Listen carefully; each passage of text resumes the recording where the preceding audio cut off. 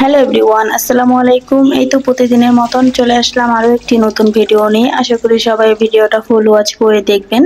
এই তো সকালে ঘুম থেকে উঠে মেয়েকে স্কুলে দিয়ে আসছি, তারপর বাসায় চলে আসছি। বাসায় চলে এসে ভাত বসাই দিছি। আর এখন এই যে ভাত আর ডাল দুই চুলায় বসাই দিব, যেহেতু এখন সকালবেলা গ্যাস থাকে, তবে একটু পরে আবার গ্যাস থাকবে না। এখন আবার বেশ কয়েকদিন ধরে গ্যাসে অনেক সমস্যা করতেছে, রান্না বান্না অনেক সমস্যা হইতেছে। আসলে গ্যাস না থাকলে রান্না বান্না সমস্যা তো হবেই। এই জন্য এই যে প্রথমে আমি স্কুল থেকে এসে ভাত আর ডালটা আগে বসাই দিলাম। আর ছোট মেয়ে তো ঘুমাইতেছে, ও আবার দেরি করে ঘুম থেকে ওঠে। আর বড় মেয়েকে স্কুলে দিয়ে আসছি। আগে তো ওর জন্য স্কুলে বসে থাকতে হতো, এখন আর বসে থাকতে হয় না। এখন ওকে দিয়ে বাসায় চলে আসি, আবার যখন ওর ছুটির সময় হয়ে যায় তখন গিয়ে আবার নিয়ে আসি। এই যে আমি এখানে ডালটা এখন পাতুরি করে নেব। আর এক চুলায় তো ভাত বসাই দিছি। আর ডাল পাতুরি আমার বড় মেয়ে আগে ডাল ছাড়া ও ভাত খেত না, আর এখন ডালটা অনেক কম খায়। এখন তরকারি দিয়ে মাশাআল্লাহ খেতে চায়, কিন্তু এখন আর ডালটা তেমন একটা পছন্দ করে না। আগে ওর জন্য প্রতিদিন ডাল রান্না করতে হতো, ডাল রান্না না করলে ও ভাত খেত না। তবে এখন অভ্যাসটা আস্তে আস্তে ফিরেছে। এই যে আমি এখানে ডালটা হাতে মেখে নিতেছি। আমি এখানে আদা রসুন বাটা দিয়েছি, হলুদের গুঁড়া, এরপর হচ্ছে পেঁয়াজ, কাঁচামরিচ, তেল দিয়ে তারপর হাতে মেখে নিয়েছি। এরপরে যে পানি দিয়ে দিয়েছি পরিমাণ মতন। আর এখন হচ্ছে ঢাকনা দিয়ে ঢেকে রেখে দেব। তারপর তো রুমে চলে আসলাম, রুমের চাদরটা উঠাই নিব। মারিয়াম যখন ঘুমায় তখন ও মানে একদম পুরো নষ্ট করে ফেলে চাদর। 2-3 দিন পর পরে বিছানার চাদর উঠাতে হয়। মেয়েরা একদম চাদর টাদর পুরোই নষ্ট করে ফেলে। যাই হোক, এরপরে যে আমি চাদরটা উঠাই নিয়ে এরপর একটা নতুন চাদর বিছাই নিছি। আর এদিকে তো এই যে রান্নাঘরে চলে আসলাম, ডালটাও প্রায় হয়ে গেছে। আমি একটু নাড়াচাড়া দিয়ে দিব। আর ডাল পাতুরির মধ্যে কিন্তু আমি তেজপাতা দিই, দিলে আমার কাছে কেন জানি না ভালো লাগে, এজন্য আমি তেজপাতা দিই। এরপরে যে ডালটা নামাই নিয়ে তারপর আমি এখানে ভাজিটা বসাই দিছি, কাঁকরোল ভাজি। আলু দিয়ে কাঁকরোল ভাজি কিন্তু ভালোই লাগে খেতে। তবে আজকে আমি বয়েসটা বাহিরে দিতেছি, জানি না কেমন হবে। বয়েসটা বাহিরে বসে দিতেছি, হয়তো অনেক সাউন্ড আসতে পারে। বাসায় প্রচুর পরিমাণে মেহমান ছিল, তো এই জন্য আজকে আর বাসায় বয়েসটা দিলাম না, আজকে বাহিরেই বয়েসটা দিতেছি। এই যে এখানে সকালের নাস্তার জন্য তো ডিম ভেজে নিছি, আর যে ভাত নিয়েছি, ভাজি তো হয়ে গেছে। আর এই যে গতকালকে চিংড়ি মাছ দিয়ে লতি রান্না করেছিলাম, সেই তরকারি ছিল, সাথে একটা ডিম ভেজে নিছি আর ভাজি করে নিছি। এরপরে যে এখানে মারিয়াম তো ঘুম থেকে উঠছে, ওর জন্য ডিম সেদ্ধ বসাইছি আর একটু চা বসাইছি। চা তো সকালেই বানাইছি, তবে ঠান্ডা হয়ে গেছে। এখন আবার একটু চা গরম করে আমার শ্বশুরকে দেব। আমার শ্বশুর আবার চা খেয়ে দোকানে চলে যাবে। সে আবার সকালে নাস্তা করে না, আমার শ্বশুর শুধু চাই খায় সকালবেলা। আর আমরা তো সকালে নাস্তা করে নিলাম। আর এদিকে কিন্তু এই যে ভাতটা হয়ে যেতেছে, আর এখন পটল ভাজতে দিছি। পটল ভাজা আবার মেয়েরা অনেক পছন্দ করে, ওদের কাছে ভালো লাগে পটল ভাজা। আমার দুই মেয়ে পটল ভাজাটা অনেক পছন্দ করে। এরপরে যে আমার শ্বশুর তো বাজারে গিয়ে দোকানে গিয়ে বাজার থেকে মাছ পাঠাইছে। এখানে ছিল রুই মাছ আর কিছু সবজি ছিল। আর এদিকে আমার শাশুড়ি তরকারি কেটে কুটে দিতেছে, আমি আবার রান্নাটা করে নেব। আর এই যে ঢেঁড়স বসাইছি, ঢেঁড়স ভাজি। ঢেঁড়স ভাজি ভালোই লাগে খেতে, সবাই পছন্দ করে। আর এদিকে যে পটলগুলা ভাজা হয়ে গেছে। আর এদিকে যে আমি মাছগুলা ভালো করে ধুয়ে পরিষ্কার করে নেব, আজকে তো রুই মাছ রান্না করব।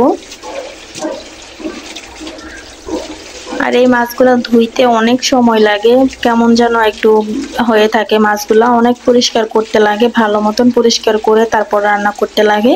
আর এই মাছগুলো অনেক সময় লাগে ভালো করে পরিষ্কার করতে। এই যে আমি এখানে একটা একটা করে পরিষ্কার করতেছি, তারপরে লবণ দিয়ে ভালো করে ধুয়ে নেব। এরপর হচ্ছে রান্না করে নেব।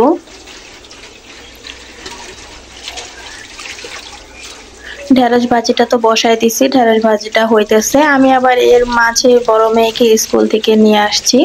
এখানে ভাতও হয়ে গেছে, আমি ভাতটা ঠিকা দিয়ে তারপর বড় মেয়েকে স্কুল থেকে নিয়ে আসছি। আর বাসা থেকে স্কুল বেশি দূরে না, বাসা থেকে স্কুল একবারে সামনে, যেতে সময় লাগে না, 4-5 মিনিট লাগে যেতে। তো এই যে মেয়েকে তো স্কুল থেকে নিয়ে আইসা বাকি রান্নাটুক করে নিতেছি। আবার এর মাঝখানে সকালে নাস্তাটাও করে নিছি, ডিম ভেজে ভাজি দিয়ে সকালে নাস্তাটাও করে নিছি। এরপরে যে বড় মেয়ে তো কিছুক্ষণ টিভি দেখলো, স্কুল থেকে আসছে, এসে টিভি দেখার পরে এখন খিদা লাগছে, এখন বলতেছে যে মা আমাকে পরোটা ভেজে দাও। ভাত হয়ে গেছে, বললাম যে তোমাকে ভাত খাওয়াই দিই, ভাত খাবে না, পরোটা ভাজা খাবে, এই জন্য যে এখন মেয়ের জন্য পরোটা ভেজে নিতেছি। আর ছোট মেয়েকে তো ডিম সেদ্ধ করে খাওয়াইছি, তারপরও খাবে ছোট মেয়ে। ও সে ডিম সেদ্ধ খেয়েছে, এরপর আর কোনো কিছু খায় নাই। তারপর ভাবলাম দুইজনকে দুইটা পরোটা ভেজে দিই, দুইটা ডিম পোস্ট করে দিই, তাহলে ওদের হয়ে যাবে সকালের নাস্তাটা।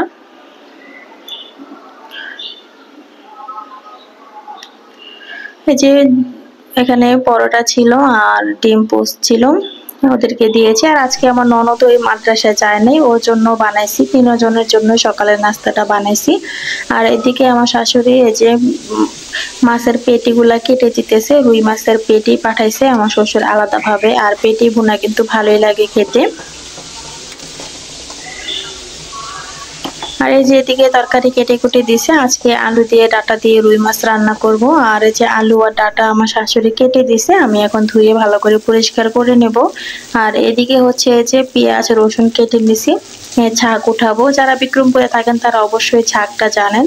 এই ছাকটা আমি এখন উঠাই নিতেছি। আর আমরা এই ছাক বাটাটা তরকারির মধ্যে দিয়ে খাই, ভালোই লাগে খেতে ছাক বাটা তরকারির মধ্যে দিয়ে।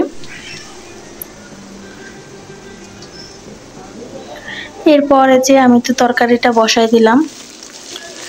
আর এখন প্রায় 12টার মতন বেজে গেছে, আর একদমই গ্যাস কমে গেছে। এখন তো আর দুই চুলায় রান্না করাই যাবে না, এক চুলায় রান্না করতে হবে। এই যে আমি এখানে পেঁয়াজটা ভালো করে বাদামি কালার করে আসছে পর আমি আদা রসুন বাটা দিয়েছি, তারপরে যে সব মশলা দিয়ে দিলাম যা যা মশলা লাগে। এরপর আমি যে এখানে আলু ডাটা দিয়ে ভালো করে তরকারিটা কষাই নেব। আর যেহেতু গ্যাস কম, এজন্য মনের মতন করে রান্না করা যায় না। আর একদম অল্প চালে কিন্তু তরকারি রান্না করলে ভালো লাগে না খেতে। এই যে এখানে আমি মাছগুলা ভেজে উঠায় রাখছিলাম, এরপরে যে এখন তরকারির মধ্যে দিয়ে দিলাম।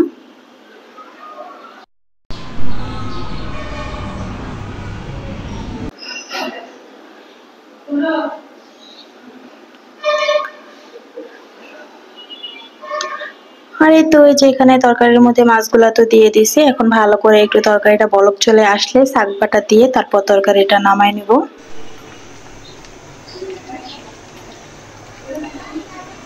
আর এই তো এখানে তো আমি ছাকগুলা ব্লেন্ডার করে নিছি, এখন দিয়ে দিতেছি ছাক বাটা।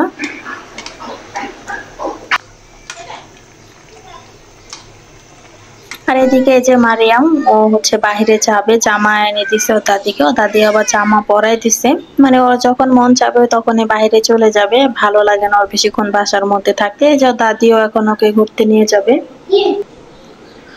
আর এই যে এখানে মারিয়াম তো এখন চলে যাবে, আমি তো রান্না করতেছি, আমার রান্না প্রায় হয়ে গেছে। আর আমার শাশুড়ি তো সব তরকারি টরকারি কেটে কুটে দিয়েছে, আর এখন শুধু রান্নাটা করে নিলে হবে। আর রান্নাটা প্রায় হয়ে গেছে, আমি শুধু তরকারিটা এখন বসায় রাখছি। আর এদিকে আমার বড় মেয়ে যে নিচে চলে গেছে, ও হচ্ছে খেলতেছে নিচে, আরো বাচ্চারা ছিল ওদের সাথে খেলতেছে। ওটা দেখেই হচ্ছে মারিয়াম পাগল হয়ে গেছে যে ও নিচে যাবে। এরপর ও দাদি হচ্ছে মারিয়ামকে নিচে নিয়ে গেছে। আর এদিকে তো রুই মাছের তরকারিটা হয়ে গেছে, আমি এখন রুই মাছের পেটিগুলা ভুনা করে নেব। রুই মাছের পেটিও ছিল, সাথে রুই মাছের ডিমও ছিল, দুটাই একসাথে পেঁয়াজ দিয়ে ভালো করে কষায় নিছি, এখন এই যে ভুনা করে নেব। আর এই রুই মাছের পেটি ভুনা কিন্তু আসলে অনেক মজা লাগে, হয়তো বা অনেকের কাছে তিতা লাগতে পারে, তবে আমরা যেভাবে রান্না করি একদমই তিতা লাগে না। আমার শাশুড়ি খুব সুন্দরভাবে পরিষ্কার করে দেয় এই রুই মাছের পেটিগুলা। আর ভালোভাবে পরিষ্কার করে নিলে তিতা হবে না, আর খেতেও কিন্তু অনেক মজা লাগে। এই যে আমি এখানে মশলার সাথে ভালো করে কষাই নিছি, এখন পেটিগুলা দিয়ে দিছি। আর এই যে হয়ে গেছে আমার রুই মাছের পেটি আর ডিম ভুনা, দেখতে অনেক সুন্দর হয়েছে আর খেতেও কিন্তু অনেক মজা হয়েছিল।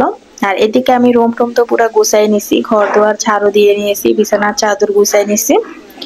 আর এখন ঘরটা মুছে তারপর গোসল করে আসব। আর এদিকে দেখি গোসল করে এসে মারিয়ামের বাবাও চলে আসছে, তারপর তাকে ভাত দিলাম, সে এখন দুপুরের খাবারটা খেয়ে নেবে। আর এই যে ঢেঁড়স ভাজি করেছিলাম, সেই ঢেঁড়স ভাজি দিয়ে ভাত খেয়ে নিতেছে। আর ঢেঁড়স ভাজি কিন্তু আসলে অনেক মজা লাগে খেতে। আর যে এখানে ডাল পাতুরি করেছিলাম সকালে, সেটাই রয়েছিল। আর এদিকে ভর্তা ছিল, তারপর ডিম ভুনা। এরপরে যে আমার শ্বশুরকেও ভাত বেড়ে দিলাম। আমার শ্বশুর তো আর এখন বাসায় আসবে না, তার জন্য হচ্ছে মারিয়ামের বাবা ভাত খেয়ে তারপর ভাত নিয়ে যাবে। আমি এখানে যে টিফিন বক্সে ভাতগুলা দিয়ে দিতেছি, সবকিছুই অল্প অল্প করে দিয়ে দিলাম। আমার শ্বশুর তেমন একটা খায় না, সবকিছুই অল্প অল্প খায়। এই তো এখানে তো ভাত দেওয়া হয়ে গেছে। এরপর হচ্ছে যে আমিও ভাত নিয়ে খাইতেছি।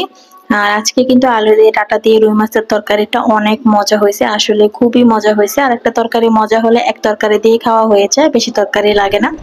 যাই হোক, এরপরে যে সন্ধ্যার দিকে আমার শাশুড়ি ফুচকা এনেছিল, আজকেও আমরা ফুচকা খেয়ে নিছি। খুবই মজা ছিল ফুচকাগুলো, আর বিশেষ করে টক ফুচকার টকটা তো আরো বেশি মজা লেগেছে খেতে।